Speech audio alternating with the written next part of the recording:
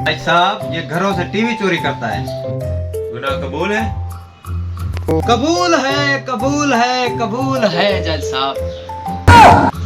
मैं भगवान के सामने झूठ बोल सकता हूँ जज साहब, लेकिन आपके सामने बिल्कुल झूठ नहीं बोल सकता। मैं सच बोलकर जेल जाना पसंद करूंगा जज साहब। आप जैसे नेक अच्छे सच्चे ईमानदार जज साहब के सामने मैं झूठ बिल्कुल बोल नहीं सकता जज साहब। तो मुझे नर्क में भी जगह नहीं मिलेगी जज साहब। 2 साल की सजा की जगह 1 साल सजा दी जाती है। वाह क्या इंसाफ है मेरे बाप।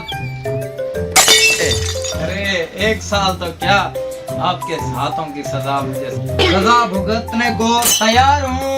6 महीने कर दी। अब जैसे जज की इस मुल्क को जरूरत है मेरे बाप। 4 महीने कर दी। आपके चरण कहाँ है जज साहब? 1 महीना कर दी।